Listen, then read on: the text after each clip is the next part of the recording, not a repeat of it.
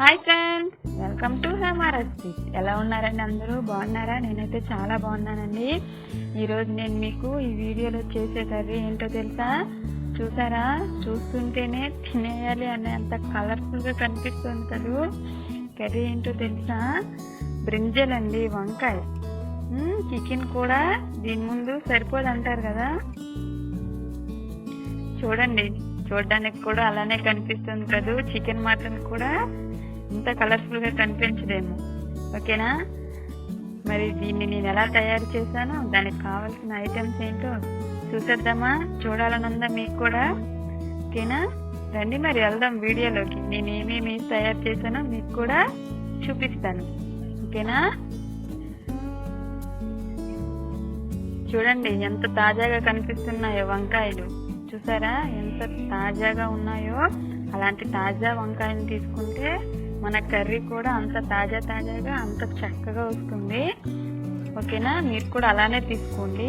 అలాంటి వంకాయలు అయితే కర్రీ సూపర్.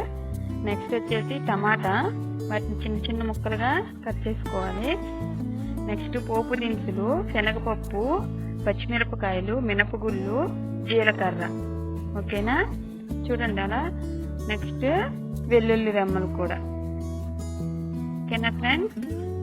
అలా అన్నిటినీ కూడా తీసుకుంటే కర్రీ చాలా బాగుంటుంది అనమాట. మనం వేసే పోపు దినుసులు ఎంత ఎక్కువ వేసుకుంటే కర్రీ కూడా అంత టేస్టీగా ఉంటుంది. ఓకేనా? తాలింపు అనేది చాలా నీట్గా ఉండాలండి. నెక్స్ట్ పసుపు, కారం,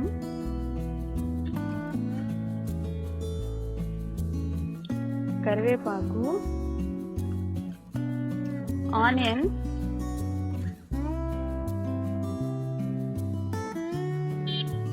చూడండి అట్లా వంకాయలను కట్ చేసుకొని ఒక బౌల్లో వేసుకోవాలి.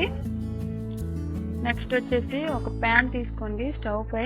ఆ ప్యాన్ కొంచెం వేడైనాక అందులో సరిపడినంత ఆయిల్ వేసుకోండి. బ్రింజల్ కర్రీకి ఎంత ఎక్కువ ఆయిల్ వేసుకుంటే అంత టేస్టీగా ఉంటుంది. ఆయిల్ వేడైనాక అందులో ఆనియన్స్ని వేసుకోండి. ఓకేనా? అలా ఆనియన్స్ని ఆయిల్లో కొద్దిసేపు వేడైనాక అందులో కరివేపాకును కూడా వేసుకోవాలి. చూసారు కదా.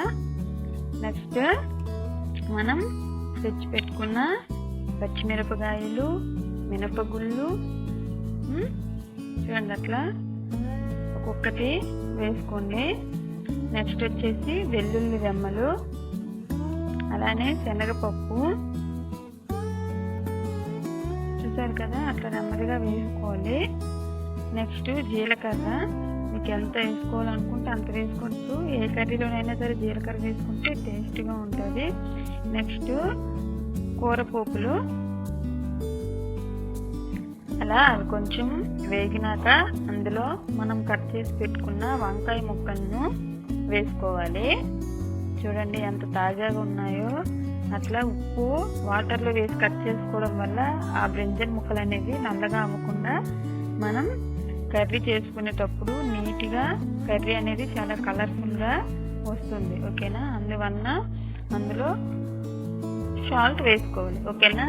నెక్స్ట్ ఏమో అలానే కర్రీలో కూడా ఎవరు ఎంత తింటే అంత సాల్ట్ యాడ్ చేసుకోవచ్చు. అలా ఎవరికి ఎంత తగినంత వేసుకోండి. చూడండి అట్లా వేసుకున్నాక కొద్దిసేపు ఆ ముక్కల్ని అలా బ్రౌన్ కలర్లో వచ్చే వరకు వేయించుకోవాలి. అలా వేయించుకున్నాక తగినంత పసుపు యాడ్ చేసుకోండి. అలానే ఎవరు ఎంత తింటే అంత కారం కూడా వేసుకోండి. ఓకేనా ఫ్రెండ్స్? చూడండి కర్రీ ఎంత ఫ్రెష్గా ఎంత నీట్గా కనిపిస్తుందో. అలా అన్నీ వేసుకున్నాక కొద్దిసేపు వాటిని కలుపుకొని అప్పుడు అందులో వాటర్ను యాడ్ చేసుకోవాలి. చూసారా మనకు కావాల్సిన బ్రింజల్ కర్రీ ఎలా కనిపిస్తుందో? రెడీ అవుతుంది కదా మనకు కావాలనుకున్న బ్రింజల్ కర్రీ. ఓకేనా? అప్పుడు అవి కొంచెం దగ్గరగా అయినాక అందులో టమాటీలను వేసుకోండి.